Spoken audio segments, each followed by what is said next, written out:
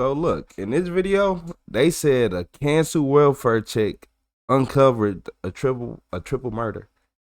First off, cancel welfare check. I'm pretty sure if you try to cancel it, police might still go.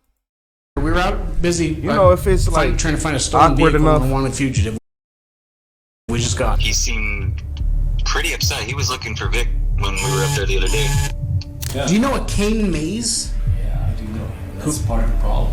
Your grandmother's missing, your uncle's missing, your stepbrother's missing, right? He was there. I went by there and I go, hey, Vic. And he goes, no, it's me, Kane. I went up there the other day to take a look around because I was hoping to visit everybody for my birthday, but everything was locked up. When he walks down to me, he's packing. He's armed. He's got like a knife. Did he have it? Sheriff's office, if you're in here, make yourself known. Wednesday, January 22nd, 2025, Bent, New Mexico. A vehicle overturned and still smoldering on Nogle Canyon Road revealed one of the most brutal crimes the small community had ever faced. 3 family members executed by gunfire and then burned in an attempt to erase all traces. What disturbed investigators the most wasn't the scene itself, but what came next. The main suspects weren't strangers, but members of the same family. I'm Tyler, and this is your daily dose of crime. We see you watching, but only about 11% of you are subscribed to the channel. So, if you enjoy this video, thanks for being here. Hello, sir. Hey, how you doing? Doing well, Sergeant Nordquist. It's nice to meet you. How can I help you today? Okay, well, my brother-in-law helps us take care of my mother-in-law. Okay. And he normally is very conscientious about showing up when he says he's going to show up and everything. Yeah.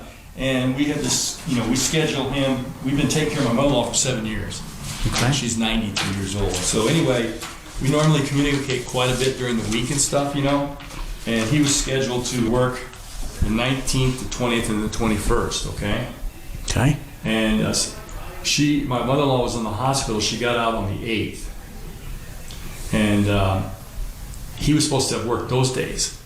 But we canceled him because me and my wife needed to be there instead. 2 of us taking care of her because she'd been in the hospital. She had double pneumonia and stuff. Yeah. So we canceled him out on this one. And as a matter of fact, we were thinking of canceling him out. But on the 10th, I got this information from him because we communicate quite a bit. This was on the 5th. We communicated. May I? Yeah. So everything's cool for this text, right? Everything, we're just communicating. So on the 10th, he said he couldn't take care of her. Yeah. Okay. Which we thought that was okay because we were planning on telling him not to come anyway. Yeah. So are you wanting to check on him or your mother-in-law? No, on him. He lives on. Yes. Yes. And somebody had called earlier. We were out busy trying to find a stolen vehicle and a wanted fugitive. We just got. Someone had called in for a welfare check, but they canceled us prior to us getting up there because they said whoever it was, and I can go look and find the name, that said that house was locked up tight and nobody was up there. And how did they? And somebody said, but a citizen said that. No, I think it was some family of yours. Let me go check my notes real quick, and I'll be right back. That okay? is good. Yeah. Yes, sir. Yeah, good. 2 days earlier, January 20th, 2025, police received a welfare check request to ensure the safety of an elderly family living in the area. It was the Perea household, 68-year-old Victor, his 79-year-old mother-in-law Mary Mauser, and his 24-year-old nephew, Killian Mays, who all shared a home in Bent. The call came after a neighbor noticed their absence and grew concerned. But what puzzled the officers even more was learning that the same welfare check had been requested days earlier and abruptly canceled by a family member. At the time, it seemed like nothing more than an administrative detail, but after the discovery of the bodies on January 22nd, it became clear someone within the family circle had tried to prevent police from reaching the house in time. Yeah. Do you know a Kane Mays? Yes. Who is that? It doesn't. Okay, I don't know his last name as being that. So Kane or K-A-N-E, right? who, Yeah. Yeah, I do know him. who That's canceled part the of the welfare problem. check? Okay, so what's the problem there? Okay, well, I think he's trying to keep us from going over there to look.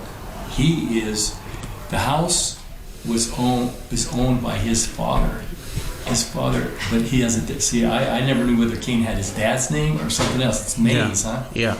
How do you spell that? Mayes. Mayes. Yeah, it's pretty common around here. So, do you think, what was it, Victor Perea was the other guy's name? Yeah, well, the owner of the house, okay, was Frank Perea, and he's deceased. Frank is deceased. Yeah. Okay. He died December 28th of 2023. Victor, his brother, he was living with him along with Kane's grandmother was living there, and his stepbrother, Killian. See, the strange thing about this Killian character is, I mean, not Killian, but the one that called you, he was there. I went by there yesterday on Saturday. Yeah. On my way, it was my birthday, and I was going to go to the casino. I told my wife, hey, I'll stop by there. I'll see if Victor's there or whatever, see what's going on, and I'll call you back. The neighbor clarified that the home in question wasn't just any property. It originally belonged to Frank Perea, who had passed away in 2023 and had since been occupied by his closest relatives. What unsettled the investigators was when the neighbor added another name into the mix, Kane Mays, connected to the family and mentioned as part of the conflict. That seemingly minor observation would mark the first time that Kane's name formally entered the police narrative. I pulled up over there, and this residence, you know how that canyon is. Yeah. It's on the left-hand side, and it normally just has an open gate, right? Yeah. And you got to drive up, and the house sits on a hill. And so I pull up, and I'm surprised there's a gate. So I get out to unlock the chain. The chain's locked, and they put a big ass chain on both sides, so you can't lift it out of there. Oh, wow. Yeah. Okay. They don't want nobody coming in there. That's interesting. Yeah. So Have you tried calling Victor today? I've been calling him forever. Can you try calling him right now just to see if he'll answer? Yeah. He's a chatterbox. Have you checked the hospital since he was in the hospital? Because he said he wasn't feeling good. Or he was at Ben Well, Archer. we managed to find out on a conversation I had with him on the phone after that text message Yeah. that it wasn't him that was feeling bad. He was taking care of some medical stuff for Mary, Yeah. the grandma, Okay. and stuff like that. So he was doing, but he was telling me they had frozen lines up by the pump, and he was trying to get insulation for that, and he just said, I got a whole lot of stuff on my plate. He says, I just can't go over there and stuff, to take care of, and I said, well, that's good. We were kind of planning on calling you anyway. Well, when's the last time you seen Victor? Okay. Golly. The last day Victor actually worked was December. He got off on the 9th. December 9th. No, I'm sorry. He got off on the 29th. See, he worked 26, 27, 28 of December. He was supposed to work these days. We canceled those out. Yeah, because she was in the hospital. Well, she was sick. Or sick, and she needed plus, 2 people. And I don't really remember. Sometimes these scratch marks we change as we go. See, Yeah. those D's are for his brother. Helps us too sometimes, but very rarely. See, like, Where's live? won't have anything to do with this thing, but I'll give you some information. Okay. Well, it might help, because what if he's been in contact with Victor? He hasn't. Are you sure? Yeah, we talked to him yesterday. Okay. He had to finally tell him. We didn't want to tell the other 2 brothers. We were trying to, but we just decided to tell the other 2 brothers. Is it Yeah. And neither of them have anything. I'm going to get one of my deputies, and we're going to go out to the address and see what we can see. See if we can find something. Okay, let me give you some heads up, okay? His dad had a lot of guns, Frank, before he died, Yeah. okay? And he taught Kane how to shoot. And when Kane came the other day, I didn't finish my story. Huh? When I pulled up there, okay, and I hollered out the window for Vic because the gate was closed, right? Yeah. Okay.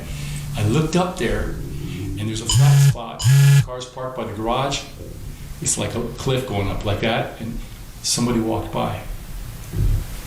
But they just walked by up there, and they're about, I guess, 60 yards away, something like that. Yeah. 50 yards, 40 yards, I don't know, but it's uphill. And I just caught a glimpse of them. Well, then, when I did that, I got on the phone and called my wife up, and I said, I'm here. The gate's chained locked, but I just saw somebody walk by up on the property. So I'm talking to her, okay? And then a person comes to where I can see about this much of them, right? Up there. And I go, hey, Vic! And he goes, no, it's me, Kane. So then I wait, because I assume he disappears, but he looks like he's going to walk down the road. Yeah. But see, you can't, the road is windy coming down. So you can't really tell. No. So finally, the last 30 yards, I mean, when you pull off where the gate is, you go up about 30 yards and it hangs a big left. Well, then he finally appears and he walks down to me. When he walks down to me, he's packing. He's armed. He's got like a knife. Did he have his hand on it? No. But it's very evident that he's got like a 9mm or whatever in a holster. Yeah. And so I rolled down my window on his side, on the passenger side. So I would have to. He wouldn't be in my face. I wanted to be a little further away from him, Yeah. So he was talking to the passenger window, And so we had a conversation. And he claims, well, a buddy of mine gave me a ride down from Roswell. That's supposedly where he's living. And he says, and then I walked from where he dropped me off. I walked up Newgale Canyon. He dropped him off on the highway there. He walked up Newgale Canyon. And I says, well, have you seen Victor? He says, no, nobody's up here. And I said, well, when was the last time you saw him? And his teeth are all messed up.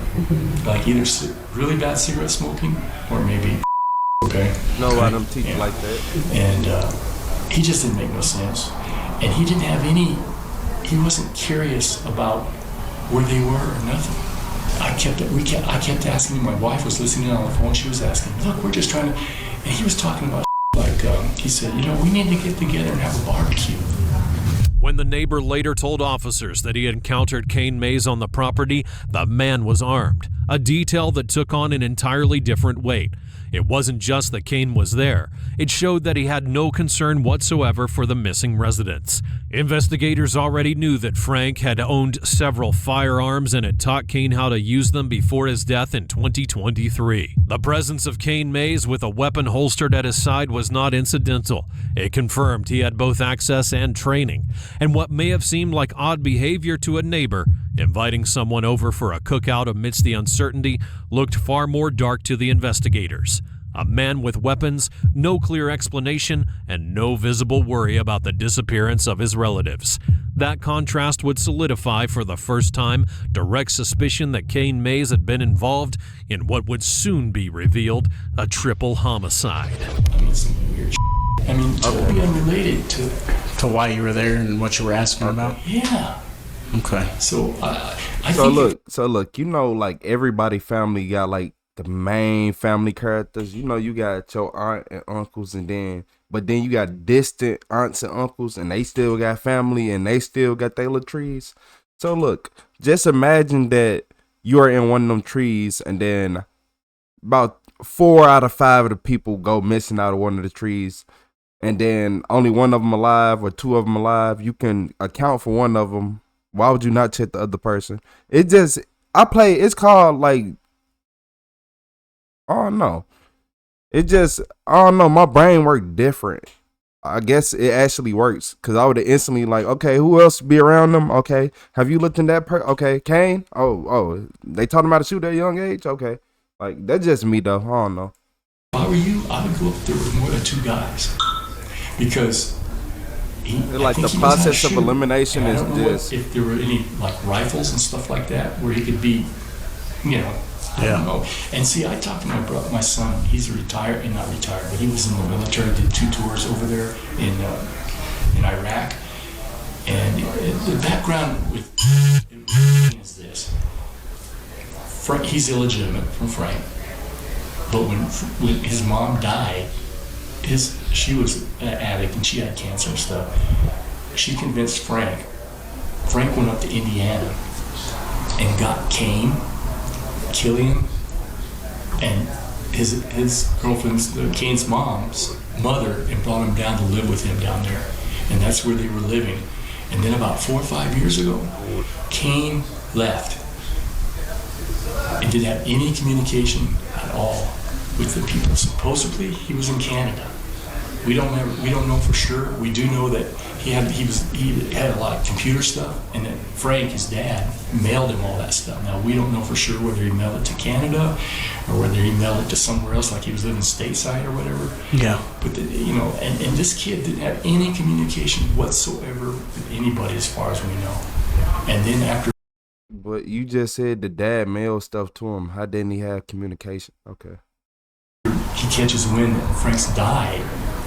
He's come down and he's wanting to, see if I understand Frank is no longer alive, but So my son said that he thinks, that something. I can't send you something if I don't talk to him. I'm gonna get a deputy and go up there and check it out. I got state police out too, so we'll go up there and we'll look, and I'll let you know if anything I see. So I had his phone number, but then after I had his phone number, see, he had my phone number. He started texting me. What was he texting you? Your grandmother's missing. Your uncle's missing. Your stepbrother's missing, right? And this is what he's talking to me about. He sent that to me Saturday after I left. See, I talked to him about 3 o'clock in the afternoon. And then I headed to the casino, and he texted me that. He's a pathological liar, man. You guys got to be really careful. Let me get up there, and I'll see what we can see. Okay. And then I'll give you a call when I'm done. Okay? Yeah, okay. All right, thank you. Be praying for you guys. The neighbor's account gave officers a more clear sense of Kane's place in the family. Years earlier, when his mother became ill with cancer, she had asked Frank to take him in, and Kane became part of the household alongside Victor, Mary, and Killian. Later, he moved to Canada, only to return months before the crime. This history would explain why he had moved so freely in the home, but it didn't explain something more telling. Messages where he spoke about the 3 residents being missing before any official report or investigation existed. To investigators, the premature framing showed Kane was trying to shape a narrative before the evidence could speak for itself. And at that point, officers made a crucial choice: not to allow the neighbor to accompany them inside.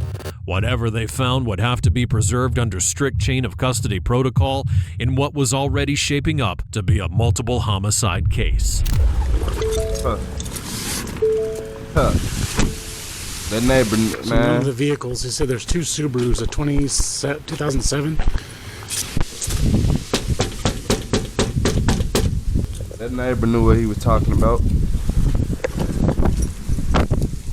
This room looks like it's clear through all the way to the back of the house.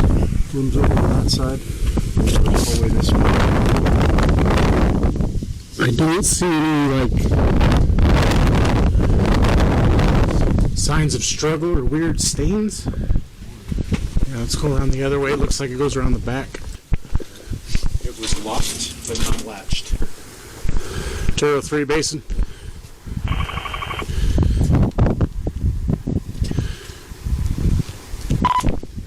30 to 25. We have an open door. Cover, we'll move up.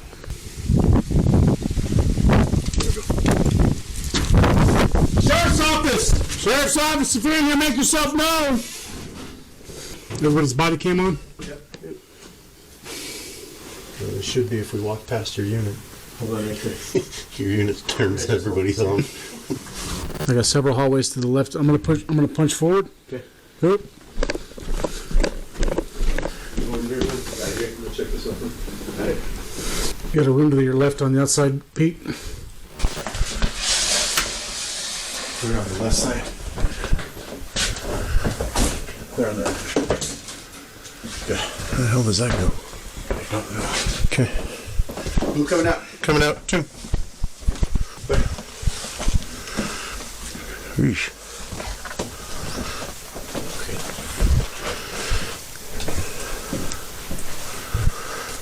Okay. Clear. Under the bed's a mess. Yeah, I was gonna say everything's stacked and piled. Coming out. Stairs. Hold on. Stay on me. Does this place have a loft? Above there's clear.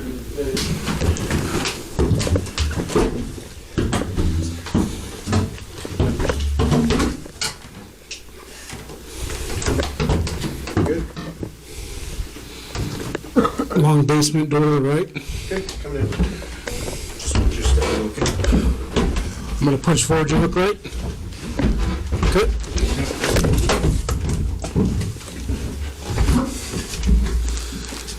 I got 2 deep garages here. Right, just cut me. Clear coming back. Can I see up here? I'm clearing here. Thank can't be around that area because they would have smelled them already, right? Not all the way. I can see a back corner, but it looks like it hooks into the right. Clear. Well, So the house clear? That's a big house, I ain't gonna lie. It's 87 outside. We'll lock everything back up on the way through. That was locked. Yeah, because So they found nothing inside the house. the doorknob was locked on this. Yeah. Literally, when I went like that, I was like, the door just kept going. I was like, There it goes. Hinky, hinky. All right, so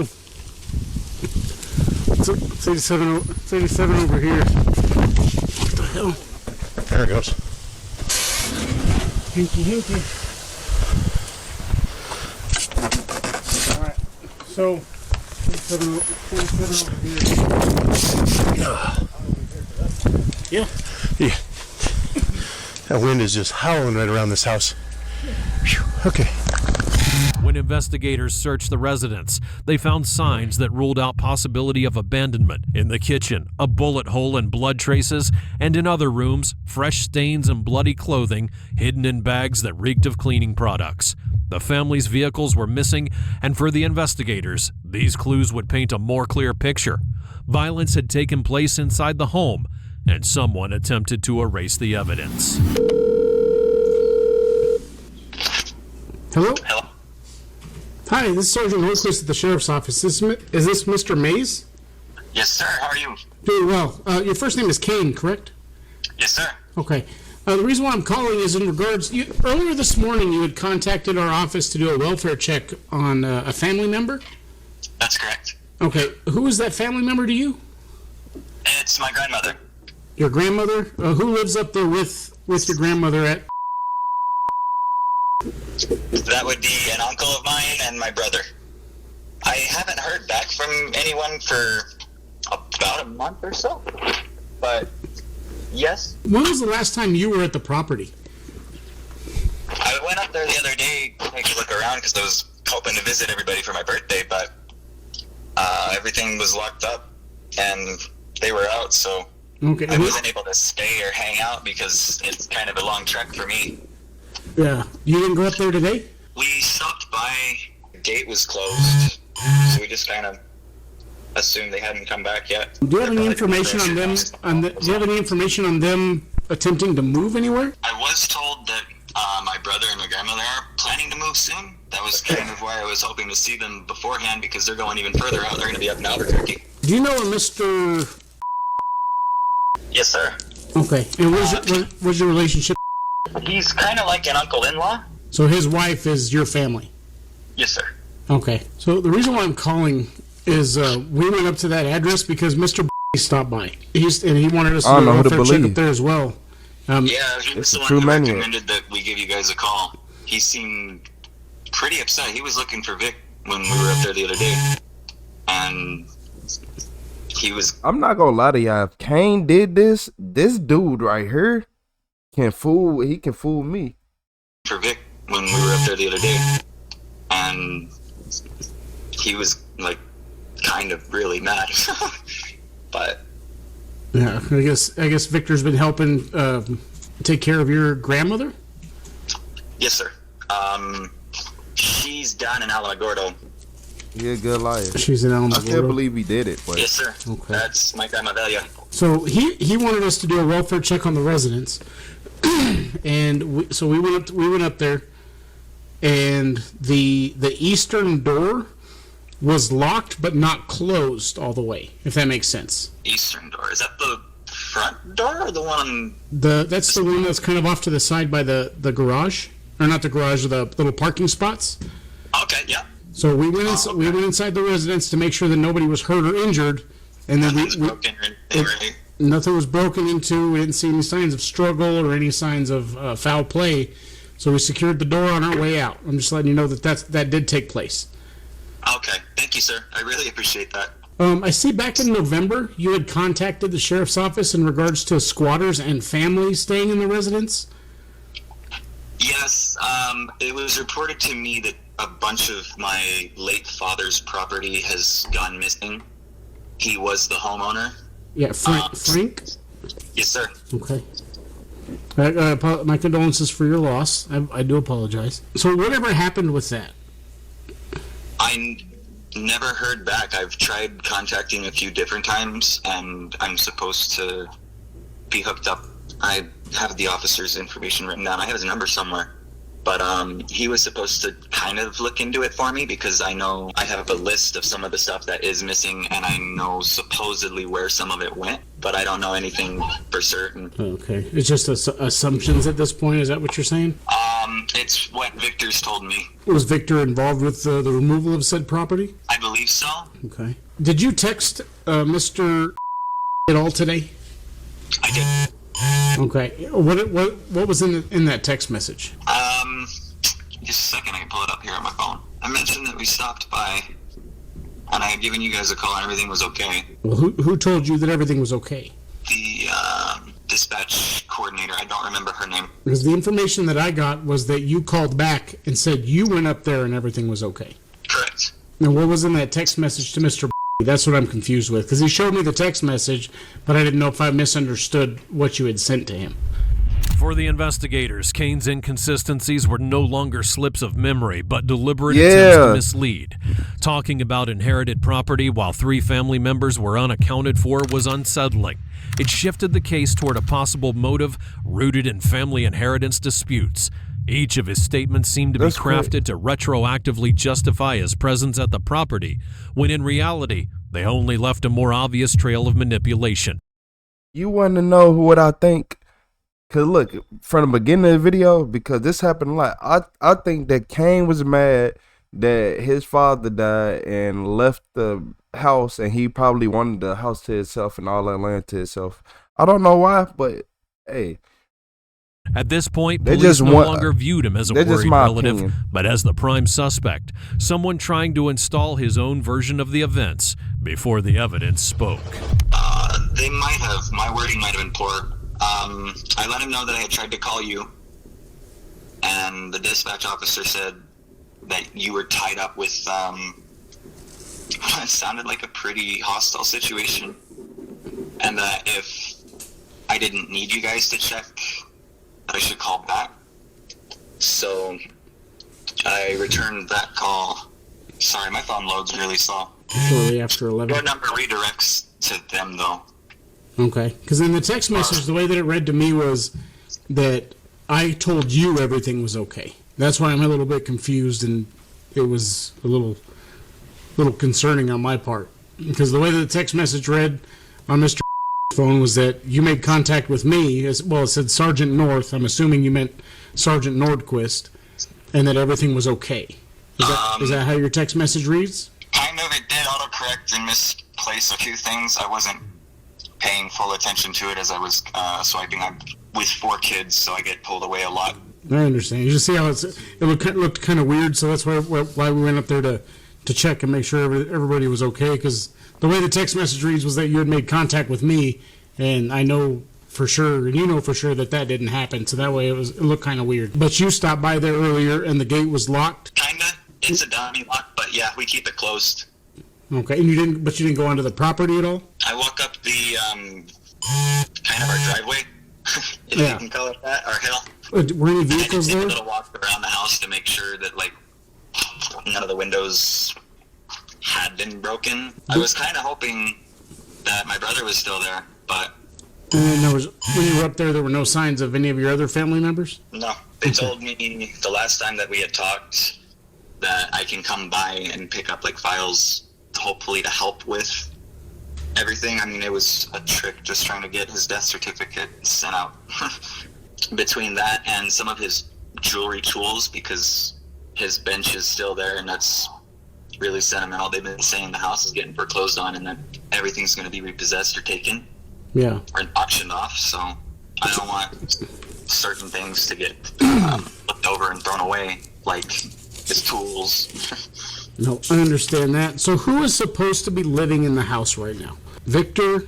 Nobody's supposed to be living there, as far as I know. None of the account information that I have has shown any kind of payments. Okay, but you don't know if Victor is residing in the home? I know that they have access to it. He doesn't usually answer my calls, though, or my texts, as he's arthritis, I believe it was. He says he has a hard time typing. You said you have a bunch of different phone numbers for him? I have to find a notebook that they're in, but he does have a few different ways to contact him. Who is... All right, I think that's all the questions that I have for now. I can't think of anything else. It's just nobody's seen or heard from Victor for a while, and people are Mr. becoming concerned, where he might be missing. I mean, I'm concerned for health risks weren't nearly as immediate. He had taken himself off the schedule to get something handled, and then nobody's been able to get a hold of him. And now he's, I guess he was pretty involved with taking care of, I believe it's Lourdes' mom? That's my grandma that's down in Alamo. Delia? So I guess he was pretty involved with taking care of her, and now no one's seen or heard from him. You guys cover all of Otero County, correct? Yes. Is there any way you'd be able to go into her residence and check, or stop by anyway, I mean? I could probably get a... That's what I was hoping to ask about. Well, I mean, that's all the questions I have. Like I said, we're still in the preliminary stages. He's potentially a missing person at this point, and I'm trying to investigate it as such. If you hear anything... That was who I had put the report in for, because I haven't been able to contact her, and I was told last time that I wasn't allowed to see her. Who told you that you weren't allowed to see her? Victor did. Yeah, I don't even have her in my system. Do you know her date of birth? Or a phone number, anything? It's February 4th of... Again, I'm not sure of the year. She is older. She's 70, mid-70s, I believe. As far as a phone number, she uses the house phone whenever she's there. Yeah. She doesn't have a cell phone. I've been trying for years to get her to get a little Cricket or something like that with the big buttons. Why would Victor tell you you're not allowed to contact her? If that's your mom. Oh, sorry, your grandma. I don't know. That's part of why it was concerning. Is there any way you can find out her date of birth from any of your other family members? Possibly. Maybe we can try to get her listed as a missing person. Because like I said, we went into the house and there was nobody there, no vehicles there, and there was, like I said, no sign of struggle or foul play suspected. Okay. Even online, you should be able to do the missing persons report online. I think I think they've allowed that. Fantastic. I look forward to hearing from you. Absolutely. Thank you, sir. All right. And if I do call again, will they be able to connect me to you? I'm on day shift, so I'm actually going to be off in an hour, but I am back on tomorrow from 7 a.m. to 7 p.m. Okay. And then I'll be off Wednesday, Thursday. Okay. Excellent. Thank you, sir. All right. Not a problem. Thank you, Mr. Hayes. You have a good day. You as well. Hopefully we'll be in touch soon. Yes, sir.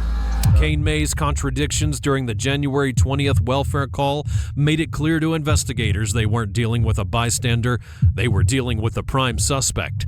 Confirmation would come 2 days later on January 22nd when a blue Subaru was found overturned and burning on Nogle Canyon Road, with the charred bodies of Victor Perea, Mary Mauser, and Killian Mays inside. Prosecutors would argue the crime wasn't a sudden outburst, but the culmination of months of family conflict.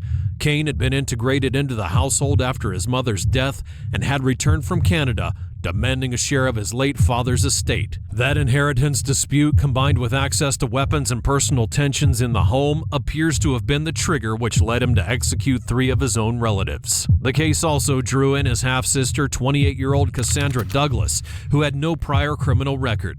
She lived in Roswell with her father and had taken Kane in when he returned from Canada. At first, she denied involvement, but her confession became decisive. She admitted to helping clean the blood in the house, move the bodies, and then burn the vehicle. Details which allowed prosecutors to confirm it wasn't just a multiple homicide, but a calculated cover-up carried out together. Both now face first-degree murder and tampering with evidence charges. Kane also faces additional counts of aggravated burglary, vehicle theft, and conspiracy to commit murder. The two remain in custody without bond, and prosecutors have left open the possibility of seeking the death penalty, an option available under New Mexico law in cases of multiple homicide. That look. I told y'all. Didn't I tell y'all? Hold on. Didn't I tell y'all? I sat over here and told y'all that it was gonna be over some mistake. I don't think it had much to do with the money versus the property. He wanted all the stuff. You can just tell I didn't want this to go. You wanted the property. Like, that is crazy.